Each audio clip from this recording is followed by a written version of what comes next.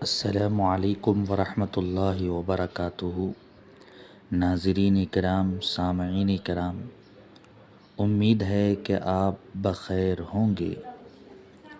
اللہ تبارک و تعالیٰ کا فضل اور اس کی مہربانیاں ہو ہم تمام پر ہمیشہ ہمیشہ کے لیے، اور بے شمار درود ہوں میرے اور آپ کے آقا سیدنا محمد الرسول اللہ صلی اللہ علیہ وسلم پر اور آپ کے تمام آل و اصحاب پر۔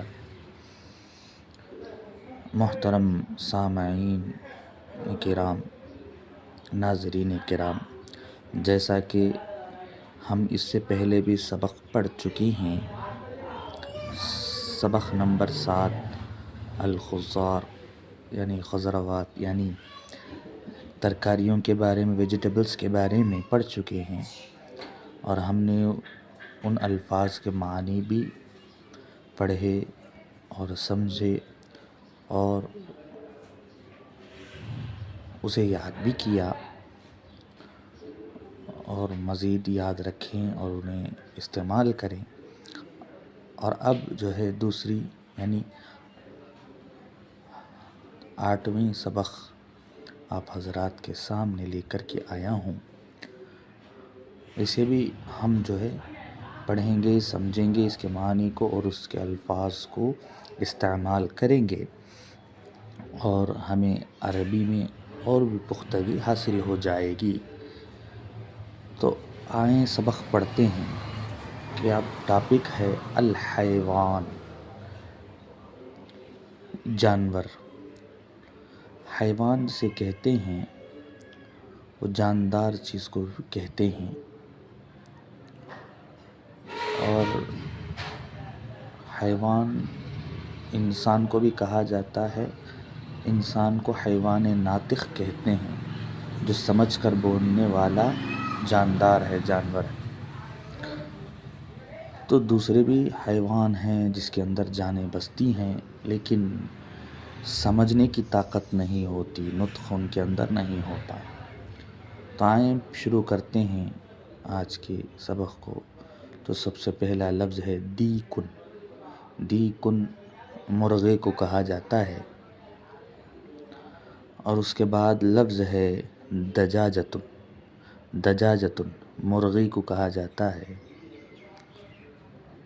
دیکن مذکر ہے لفظ اور دجاجتن مؤنث ہے، تو مرغا مرغی دونوں کو کہا جاتا ہے۔ اور اس کے بعد لفظ ہے طیرن۔ طیرن پرندے کو کہا جاتا ہے۔ طیرن پرندے کو کہا جاتا ہے، کسی بھی قسم کا پرندہ ہو، کوئی بھی پرندہ ہو، طیرن کہا جاتا ہے۔ جیسا کہ اللہ تعالیٰ نے قرآن مجید میں فرمایا وَأَرْسَلَ عَلَيْهِمْ طَيْرًا أَبَابِيلَ، ان پر اللہ تعالیٰ نے ابابیل پرندے کو بھیجا۔ طیرن کا معنی پرندہ ہے۔ اور اس کے بعد کا لفظ ہے جاموسن۔ جاموسن جاموسن بھینس کو کہتے ہیں۔ اور اس کے بعد کا لفظ ہے بقرن۔ بقرن گائے کو، بیل کو کہتے ہیں، اور بقرتن گائے کو کہتے ہیں۔ اب اس کے بعد ہے غنمن۔ غنمن بکرے کو کہتے ہیں۔ اور تیسن۔ تیسن بھی بکرے کو کہتے ہیں، بکری کو۔ اور اس کے بعد ہے معیزن۔ معیزن جو ہے بکری کو کہتے ہیں، جیسا کہ قرآن مجید میں آیا من الضأن اثنین ومن المعز اثنین،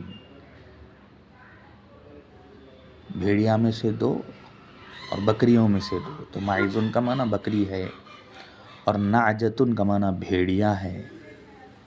اس کی جمع نعاجن آتی ہے، بھیڑیے بہت سارے۔ اور اس کے بعد جملن ہے، اونٹ۔ جملن اونٹ ہے۔ اور اس کے بعد ہے حصانن۔ حصانن گھوڑے کو کہا جاتا ہے۔ حصان گھوڑا ہے۔ اور اس کے بعد ہے حمار، حمار گدھے کو کہتے ہیں، حمار گدھے کو کہتے ہیں۔ اور اس کے بعد لفظ ہے کلب، کلب، کلب کا معنی کتا ہے، کتا۔ فَمَثَلُهُ كَمَثَلِ الْكَلْبِ، قرآن مجید کے اندر یہ لفظ آیا ہے تو اس کی مثال کتے کی مثال کی طرح ہے۔ کس کی مثال؟ اللہ تعالیٰ بلعم بن باعورہ کے شان میں یہ بات عرض کر رہا ہے، کیونکہ وہ پہلے متقی تھا، اللہ تعالیٰ نے اس کی زبان میں ایسی تاثیر دے رکھی تھی کہ وہ جو بھی دعا کرتا تو اللہ تعالیٰ اس کی دعا کو قبول کر لیتا۔ اور ایک روز بادشاہ نے موسیٰ علیہ السلام کے خلاف بد دعا کرنے کو کہا تو اس نے نہیں مانی، لیکن پیسے کی لالچ اور مال کے لالچ دے کر اس نے کروایا تو وہ مان لیا اور موسیٰ علیہ السلام کی شان میں بد دعا کرنے کے لیے تیار ہو گیا۔ جیسے ہی اس نے بد دعا کرنا شروع کیا تو وہ موسیٰ علیہ السلام کو دعا ہی دیتا جا رہا تھا، اس کی زبان سے بد دعا نکل ہی نہیں رہی تھی، اور اس کی زبان ایسی لٹک گئی کہ اللہ تعالیٰ نے فرمایا اس کی مثال ایسی ہو گئی جیسے کتے کی طرح ہے، اٹھاتا ہے تب بھی زبان اس کی لٹکتی ہے، اگر چھوڑتا ہے تب بھی اس کی زبان لٹکتی ہے، تو اس کا انجام اس قدر برا ہوا۔ تو کلب لفظ ہے جس کا معنی کتا ہے۔ اور اس کے بعد ہے قطن، قطن بلے کو کہا جاتا ہے، قطۃ بلی کو کہتے ہیں۔ پھر اس کے بعد ہے ثعبان اژدھا، حیۃ ہے سانپ، ثعبان اژدھا ہے۔ اس کے بعد ہے عقرب، بچھو، عقرب کا معنی بچھو ہے۔ ہمارے آقا صلی اللہ علیہ وسلم نے حدیث میں فرمایا اقتلوا الاسودین، یعنی دو کالے چیزوں کو قتل کر دو، نماز میں ہی صحیح، نماز چھوڑ کر کے بچھو کو اور سانپ کو اس کو مار دو، اگرچہ نماز چھوڑ کر ہی کیوں نہ ہو، یہ دونوں زہریلی چیزیں ہیں، اس وجہ سے ہمارے آقا نے فرمایا۔ اس کے بعد لفظ ہے قردن، قردن کا معنی بندر ہے، قردن کا معنی بندر ہے۔ جیسے اللہ تعالیٰ نے قرآن مجید کے اندر لفظ استعمال فرمایا کونوا قردۃ خاسئین، تم ہو جاؤ سرکشی کرنے والے بندر۔ تو جو ہفتے کے روز جو ہے مچھلیاں پکڑتے تھے اللہ کے منع کرنے کے باوجود، حضرت داؤد علیہ السلام کی قوم تھی، تو قردۃ لفظ استعمال فرمایا، بندر بن جانے کو اللہ تعالیٰ نے کہا تو بندر ہو گئے سرکش، تو قردن بندر ہے۔ اور اس کے بعد ہے لفظ غراب، غراب کوے کو کہا جاتا ہے، غراب کوے کو کہا جاتا ہے۔ تو غراب کا لفظ قرآن مجید میں بھی آیا ہے۔ حابیل علیہ السلام اور قابیل جو قاتل تھا، ان دونوں کی جو لڑائی ہوئی تو اس وقت حابیل علیہ السلام کچھ نہیں کیے، تو اس وقت جب قابیل نے حابیل علیہ السلام کو قتل کر دیا تو کس طریقے سے دفنایا جائے یہ معلوم نہیں، تو اللہ تعالیٰ نے کوے کو بھیجا، فَبَعَثَ اللَّهُ غُرَابًا، تو وہی غراب ہے، کوے کو غراب کہتے ہیں۔ تو اللہ تعالیٰ نے کوے کو بھیجا اور اس کوے نے دوسرے کو مارا، اور کس طریقے سے دفنانا ہے یہ بھی اس کوے نے اسے بتلایا۔ کوے کو دیکھ کر کے قابیل نے اپنے بھائی کو دفنایا۔ تو غرابن کا معنی ہے کوا۔ اور اس کے بعد ہے حمامتن، حمامتن کبوتر کو کہتے ہیں، حمامتن کبوتر کو کہتے ہیں۔